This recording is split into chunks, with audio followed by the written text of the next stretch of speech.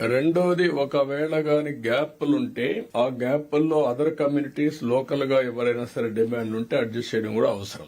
ఆ community exhaust అయిన తర్వాత గ్యాప్లుంటే వేరే కమ్యూనిటీలను అడ్జస్ట్ చేయండి లోకల్ గా. First priority nativity, all residential schools. Second angle, all collectors I'm asking you, విద్యా వాలంటీర్స్ సీట్లు ఖాళీ ఉండి అకామిడేషన్ ఉండేది ఇక్కడే చెప్తున్నా. సెకండ్ యాంగిల్, ఎక్కడ కూడా టీచర్స్ లేరనే పరిస్థితి రాకూడదు.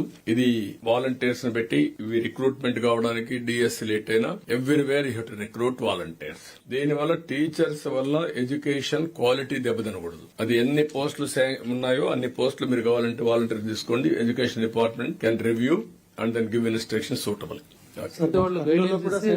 అందరికి ఉపయోగకరంగా ఉంటుంది సార్. ఇది ఎడ్యుకేషన్ డిపార్ట్మెంట్ వాలంటీర్స్ గా ఎక్కడైనా డెఫిషియన్స్ ఉంటే సబ్జెక్ట్స్ కి కామన్ గా ఎడ్యుకేషన్ డిపార్ట్మెంట్ గైడ్ లైన్స్ ఇస్తే మేము అందరూ దాన్ని పాటించి తీసుకుంటాం. అందుకే ఆ గైడ్ లైన్స్ ఏమంటున్నాను, రెసిడెన్షియల్ స్కూల్స్ లో కూడా ఆ గైడ్ లైన్స్ ప్రకారం మీరు రిక్రూట్ చేసుకోండి.